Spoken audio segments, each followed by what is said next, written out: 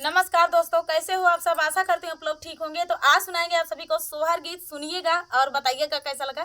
बहुत ही प्यारा सोहर गीत है, तो दर्द भरा सोहर गीत है। तो एक भाई और बहन की नोकझोंक गीत है सोहर गीत। तो सुनिएगा और बताइएगा कैसा लगा। देर न करते हुए चलिए सुनाते हैं ये प्यारा सा सोहर गीत।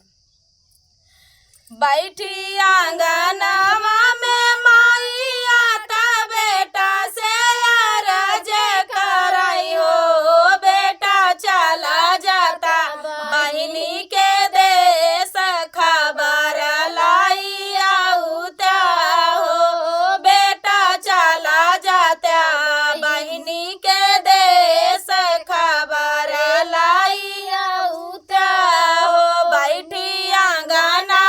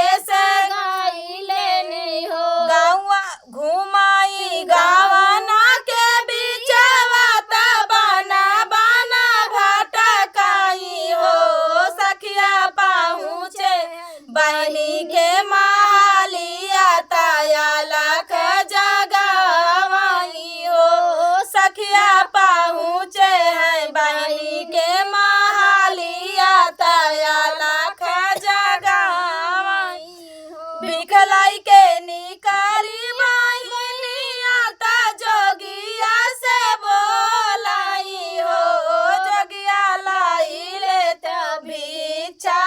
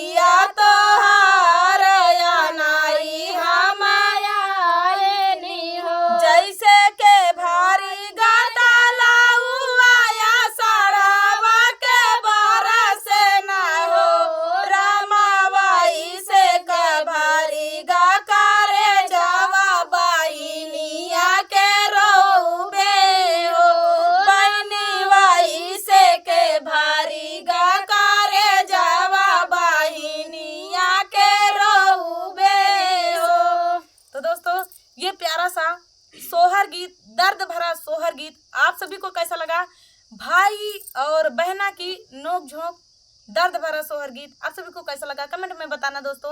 मिलते हैं नेक्स्ट वीडियो में इसी तरह दर्द भरा और बढ़िया धमाकेदार चटाकेदार गीत के साथ फिर हाजिर होंगे।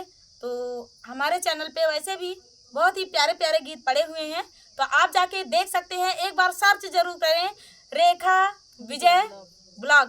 दोस्तों आप लोग सपोर्ट करें। तो चलिए दोस्तों, दीदी लोगों का भी सपोर्ट करें। संगीता देहाती लोकगीत, दीदी का किरण देहाती लोकगीत चैनल है दोस्तों हमारे चैनल का। हाँ, तो फुल वॉच करके सुने दीदी का चैनल। अभी वॉच टाइम कम है तो हो जाएगा इन दीदी का चैनल। तो चलिए दोस्तों, तब तक के लिए नमस्कार।